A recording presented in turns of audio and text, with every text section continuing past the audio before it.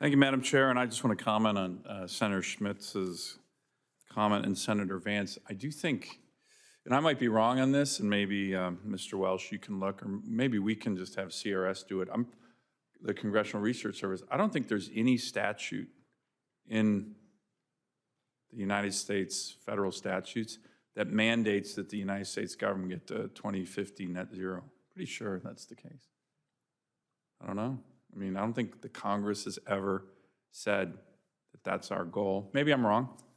I know Joe Biden talks about it, but you know, normally in a country with the rule of law, it's gotta be based on a statute.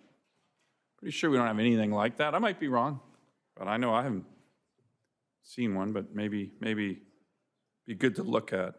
But it's a really good point. I appreciate my colleagues raising these issues. Mr. Welsh, I want to zero in on specific challenges that my state has.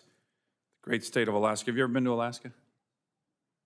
No, I have not, but hope to soon. Okay, well, you need to get up there. It's a big state, as you know, really big, bigger than every other state by far. But here's the thing about Alaska. 82% of the communities in my state are not accessible by road. That's 251 communities are exclusively you can only get to them by air, or in the winter, snow machine, or in the summer on a river, if they're on a river. And the threat of regulation of avgas causes great anxiety for airplane operators in Alaska. We have more pilots per capita than any state in the country because our communities depend on pilots and piston-driven aircraft that can operate on low lead fuel. And right now, as you know, there are no substitutes available. So this creates supply chain risks for heating fuel, basic goods for communities, the ability to get in and out. And of course, importantly to you, it creates safety risks. My understanding is that the FAA Office of Environment and Energy will play a key role in the regulation of leaded avgas, including the consultation with the EPA, which is required by law, on the development of any future regs on leaded fuel for piston-driven aircraft.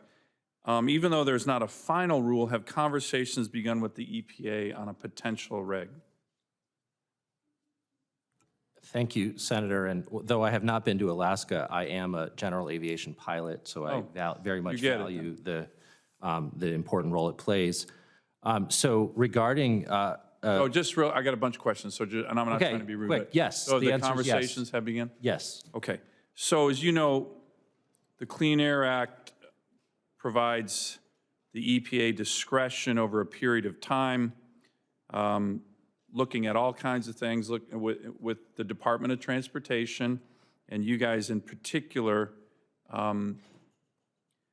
What are you doing right now to prevent regs that would lead to an ill-timed lead phase-out prior to the availability and affordability of the oncoming unleaded avgas fuels? And again, it's a huge issue. There's issues of infrastructure. If you come to some of the smaller villages in my state, everybody relies on leaded avgas. And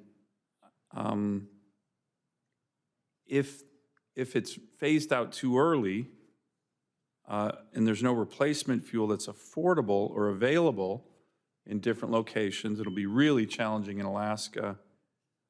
Would you agree that that is not just an economic issue, but could create a hazardous issue as it relates to aviation safety? Yes, absolutely. Both safety, economic, but also environmental as well. And yeah, so, no, it's everything. Yeah. And we recognize it. But if you say, hey, get rid of leaded avgas and there's no cost-effective replacement, as you just said, safety issues, environmental issues, economic issues, the health of some of these communities. Remember, you can't just get in a car in 251 communities and say, well, I'm not going to take an airplane, I'm just going to drive. Can't do it. So in my important, let me So you would agree that that would create an aviation safety hazard as well. Let me ask one final question. What measures can the FAA take, again, considering all these costs, I'm glad you're looking at them, and issues that come in, environment, economic, safety, what measures can the FAA take to ensure existing low-lead fuel remains available at airports for piston-driven aircraft throughout the transition that we know, like in Alaska, is going to take years, many, many, many years? Are there measures the FAA can take in that regard? Are you thinking through those? Yeah, and it'll be difficult to be brief, but I will try to. We are very focused on that, and we're doing that through what we've called the Eagle Initiative, where we're working with the general aviation community on exactly what, not just the replacement fuels, the infrastructure needs, the transition, all of those pieces are critical, and that's in part why we have a 2030 date, because exactly to the point you're raising, this is a transition that needs to be safe and orderly and address the types of considerations you're raising. Okay, can I ask one final question, Madam Chair, and it's an important one for my constituents. You know, we have this thing, and I think most states, Illinois I'm sure does, we always say one size doesn't fit all when it comes to federal regulations. But in Alaska, that's really, really the case. So if there's a 2030 date, you know, for my state, it probably needs to be 2050, right? Again, given the unique and huge challenges, if you guys screw this up, you're going to shut down the whole state of Alaska and create safety hazards. So can you commit to me, I know you're working with the GA community, which is great, but can you commit to me to give some special attention to the GA community in Alaska, whose unique challenges on this very topic are very significant?